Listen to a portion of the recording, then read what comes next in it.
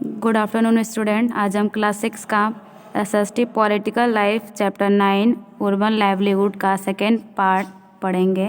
तो second part में हमें पढ़ना है एम्प्लॉयमेंट। एम्प्लॉयमेंट का मतलब होता है रोजगार। On basis of the above description we can say that employment are the following 3 type. यानी कि जितना भी हम लोगों ने फर्स्ट वीडियो में पढ़ा उसके अनुसार हम लोग कह सकते हैं कि जो रोजगार होता है वो 3 प्रकार का होता है। तो एम्प्लॉयमेंट हमारे रोजगार होता है हमारा, एक सेल्फ एम्प्लॉयमेंट होता है और एम्प्लॉयमेंट गिवन बाय समवन, यानी कि खुद का रोजगार होता है या फिर कुछ ऐसे रोजगार होते हैं जो किसी के द्वारा दिए जाते हैं हमें। तो एम्प्लॉयमेंट गिवन बाय समवन के इसके भी हमारे 2 पार्ट होते हैं। पहला है वेजेज एम्प्लॉयमेंट और कैजुअल एम्प्लॉयमेंट, यानी कि कुछ ऐसे हमारे रोजगार होते हैं जो हम मजदूरी पे करते हैं जिसको हम अनियत रोजगार बोलते हैं।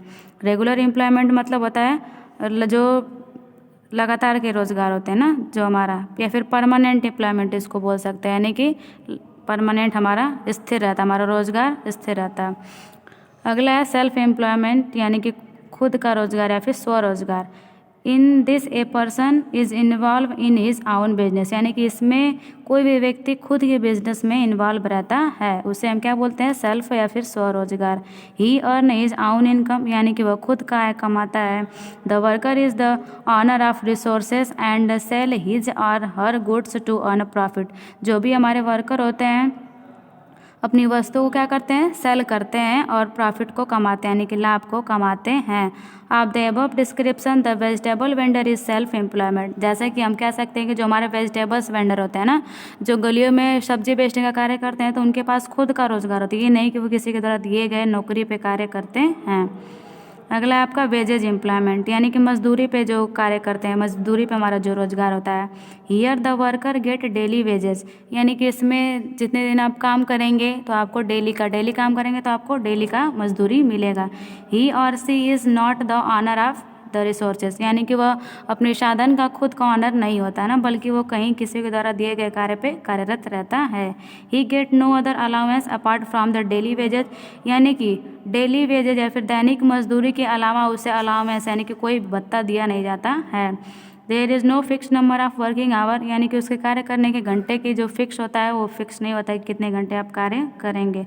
There is no provision of a formal letter, there is no job security, यानी कि उनके provision of a formal letter, यानी कि जब भी जहाँ पे वो कार्य करते हैं वहाँ पे वो कोई लेटर या फिर पत्र नहीं लिखते हैं कि हम कितने दिन तक कार्य करेंगे, और उनकी जॉब की कोई सिक्योरिटी या फिर सुरक्षा नहीं होती। वो अपनी मर्जी से जब तक काम करें या फिर जब काम छोड़ के वो जा सकते हैं।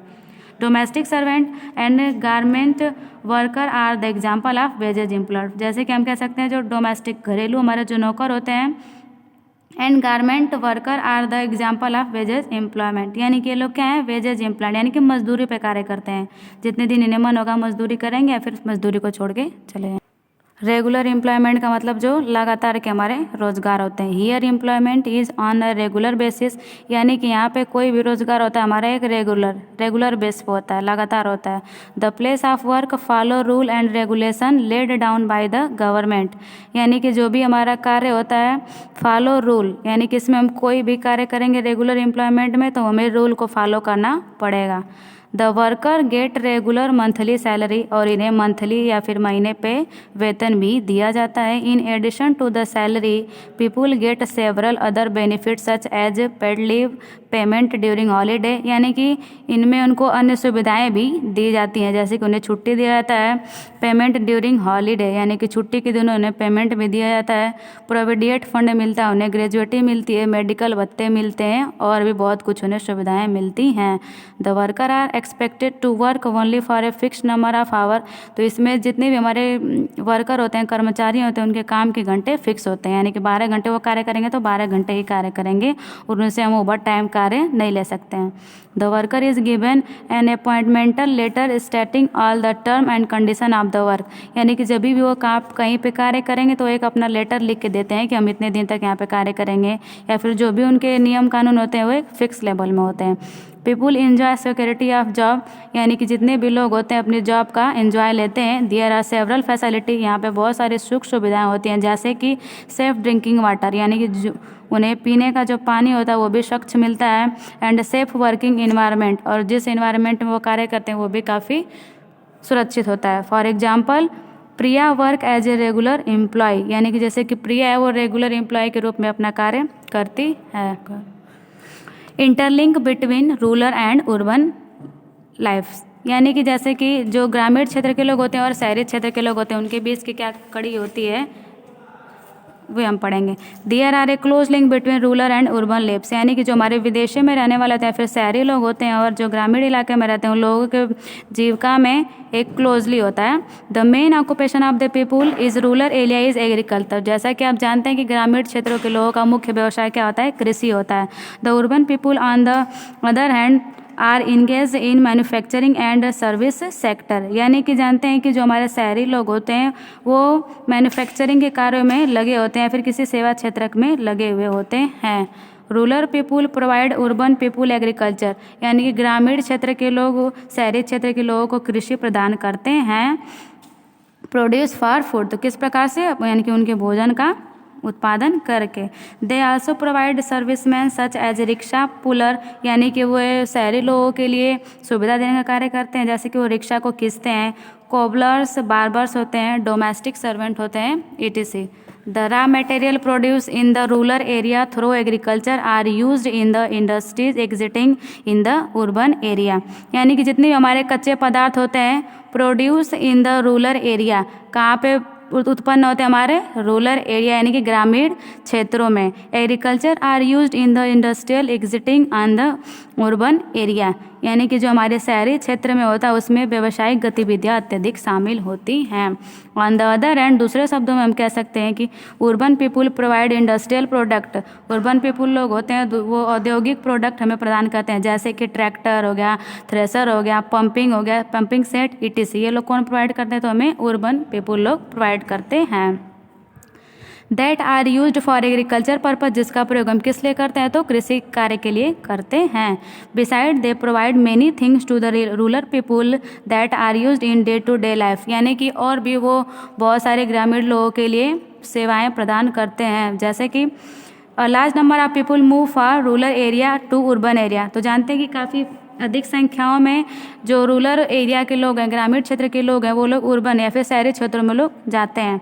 The movement of a large number of people from one place to another is known as migration, यानी कि व्यक्तियों का वह समूह या फिर व्यक्तियों के एक स्थान से दूसरे स्थान तक जाने की जो गति होती, क्रिया होती है, उसको हम माइग्रेशन कहते हैं। दिस हैज़ मेनी रीजन, इसके हमारे कई कार्य होते हैं।